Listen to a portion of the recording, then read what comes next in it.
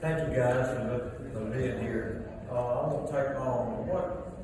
What I've done is, like you said, I have 30 years engineering background, 30 years of installing water lines, sewer lines, and all the utilities related to it. And you know, it's a strange thing to me that our industry is very, very unique. In our industry, we've only had one supplier through the years, and that's been brass. Good, bad, and indifferent. Over 100 years we've had brass. So when I got to the point of doing what he introduced, saying, looking at stainless steel systems, what I did to start with, I took and I just made me a column on paper, and I said, the things that affects our life, our bodies, let's look at it. And I started thinking about the food processing plants. And I looked through that, and I looked through the internets and all that. And you don't see anything with stainless steel brass and stainless steel valves and things where they can keep them clean, where it's completely healthy. And they have strict standards that they live by. And then I looked at and I made a mark for stainless steel on the column. And then I looked at the industry for soft drinks. Same thing.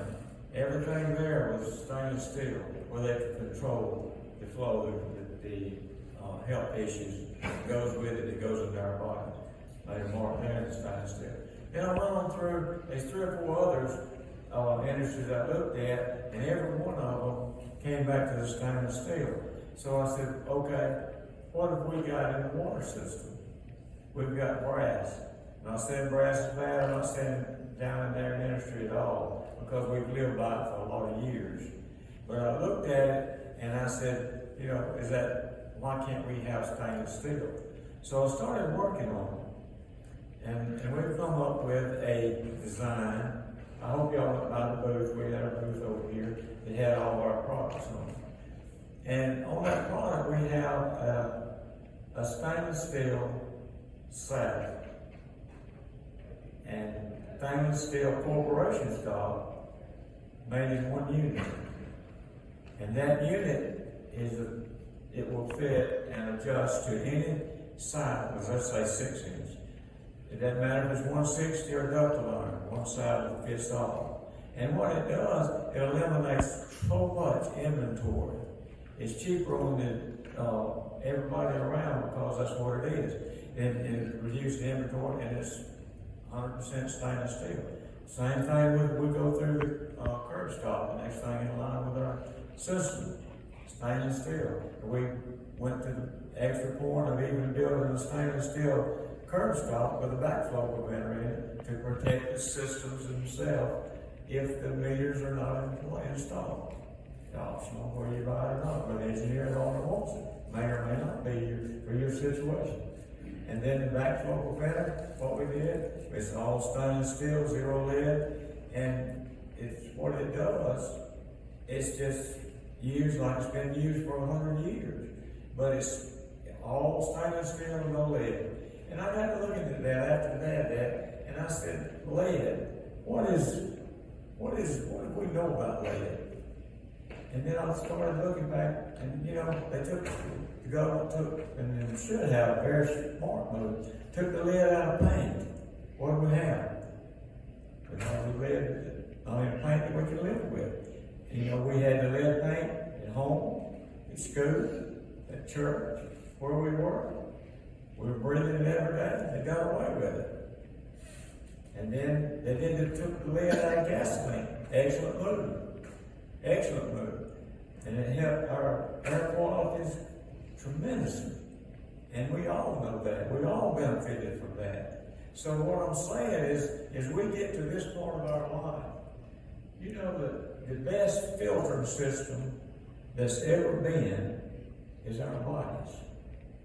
The Lord built our bodies with a filtering system in it that works within the perimeters of our body. And what I mean by that is, you know, every time we go to the bathroom, our filtering system has worked. It's taken it out.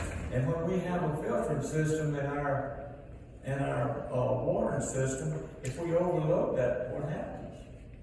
It's exactly what the gentleman was talking about. All the side effects starts to happen in our water system when it won't happen, when we don't have the proper care for it. So that's what we've done. We've fixed it up where we don't have that. And to me, I may be wrong, but I don't think so. If we want to take chloride out of water, what do? We don't put it in. If we want to take the lead out, we don't put the lead in. So the bottom line of what I'm trying to say is what we have designed and built is easier to install, in my opinion, and from all the years doing it, it's easier to install, it's safe, and it's very competitive in pricing from start to finish, from the saddle to the backflow. And everybody in here is familiar with what I'm saying. And what I'm saying is, I'm not saying it's a cure-all for everything, but what I'm saying is the stainless steel does not, as we all know, pollute the water or contaminate the water. And you know, you look back at the years, where is it used? What kind of conditions are we putting it in? You look at the petroleum industry. Petroleum industry, all the valves, everything is underwater, under salt water. What are they? It's stainless steel. They last. You know, and my point being is, guys, let's look at where we're at. We're not going to get another bite. We can't call up Amazon and tell them to send us 2 new legs or a new lung. If we don't protect what we got with the abilities that we've got, we're smarter than what we've done in a lot of cases. But my whole point and my whole thing of asking us as an industry to look where we're at, look where we want to be, and look what we want to be in our generations behind us. I don't know about you guys, but I was taught all my life, if we don't leave a job better than we found it, we haven't done our job. And I wish that right now I'm going to ask you any questions pertaining to what we're talking about. And what we're talking about is strictly the safety and stainless steel services from the main line to the connection point for the residents. What we've got versus what we've had for 100 years. I'm not saying it was bad for 100 years. I'm just saying that's all we've ever had. And until we install the first stainless steel system, I've never known of any system to go in that wasn't brass. Maybe you have, but I don't know. And I'm not, don't take that I'm down in brass. I'm not saying that at all. That's not my point. I'm saying going forward, let's look where we're at. Has anybody got any question? Okay, I know you're going to be threaded going into your saddle, and do you have compression connectors where your PEX or your copper goes in it? I can't hear you. Is it going to be from compression nuts where your service line goes into your corpse? Yes, we do. Yes, we do. We got compression by the meter, company on the curb stop, and on the corporation stop, it's got the compression fitting on top where you just take the nut off, put your cap and gun on, take it off. Like normal. Same thing we've used for 100 years. Okay. All right. And what about the difference in price of brass and stainless? Is it a big markup on the stainless versus the brass? I didn't understand. Is there a big markup on the stainless versus the brass? For price? Price difference. Is it a big price jump? No, sir. No, sir. If you take from where you make your tap, your saddle, and all your fittings till you get to the thing, some of our fittings are a good bit higher than brass, some of them are not. So if you take it, the total service, all the materials in it, it's going to be pretty close, I think. Okay, thank you. But if you, okay. What about issues with dissimilar metals? Issue of what? Dissimilar metals. Dissimilar metals, issues with dissimilar metals. Could be copper to stainless, I- or you can have a corrosion issue. No, there's no corrosion issue that I'm aware of with stainless steel. No, we're talking about So- connecting copper to it or something. No, there's not. No, A lot of cases cause electrolysis in different I ground. know what you're talking about, but I don't think that's an issue in any way. Anybody else? All right, thank you, Mr. Appreciate it. Any other questions? If you got any questions, if you wanna look at the website, our website's just Nichols Insert Valve. And it's got everything on it, the specs, everything that you need. If you don't, there's a number there to call and we'll help you any way we can. And we'd love to help you.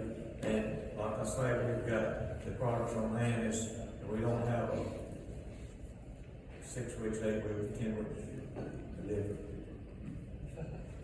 Any questions? I got one.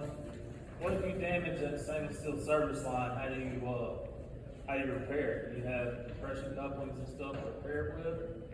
That are stainless, or you go back and use a brass service line? If you Not the damage. service lines, but matters. Yes, we got repair couplings, we got, it's the regular unions that we have, replacing the tubing, is that what you're talking about? Right. Yes, sir, we got those, this is stainless steel also. What size stainless is your? We go 6, 8, 10, and 12 pipe on our service. Yeah, your saddles, but your service lines itself. You got 3/4 going in. Your service line, tap, service line, what size is it? They're AWWA, sir, is that what you asked the question? Yes, they were certified. And everything on ours is a C800 standard on the, AWWA, and also NSO. Appreciate it. Okay? Thank you, sir. What I want to say, there's one other thing I want to say that I think is that would help whoever's using it. What we're doing is pack individually, and those boxes are marked for either 3/4 or 1 inch on the boxes it's received. So you're not going through inventory looking and seeing what it is. When it comes to you, you just, when you call and make, place an order, just to say, I'm going to be running 3/4 inch on a 6-inch line, that's what you receive. In other words, it'll be boxed up and marked is the way you order. Thank you. Appreciate it.